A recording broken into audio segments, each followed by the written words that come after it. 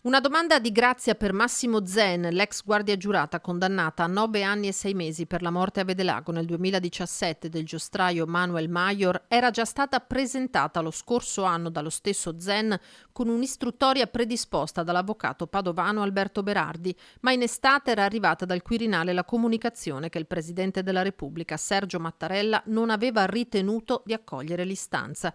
La notizia, tenuta riservata, emerge ora che per l'ex vigilante di Cittadella è partita una campagna civile e politica per arrivare alla sua liberazione.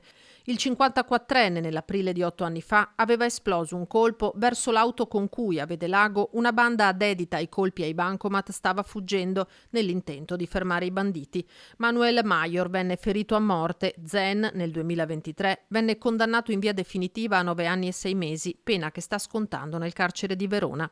Da Ponte di Nanto, in occasione dei 10 anni della sparatoria che coinvolse invece il benzinaio Graziano Stacchio, il consigliere regionale Gio Formaggio ha lanciato una campagna per ottenere la grazia per Zen. Lanciamo la richiesta di grazia per la guardia giurata Zen, che attualmente è in carcere per aver ucciso un bandito mentre stava facendo una rapina e lui faceva il suo lavoro di guardia giurata. Ma la richiesta dunque è già stata formulata e rigettata nel 2024, malgrado il magistrato di sorveglianza fosse favorevole. L'avvocato aveva proposto che in caso anche di un condono parziale della pena, Zen potesse espiare il residuo con una misura alternativa che gli consentisse di lavorare e contribuire così a ristorare i danni ai familiari della vittima.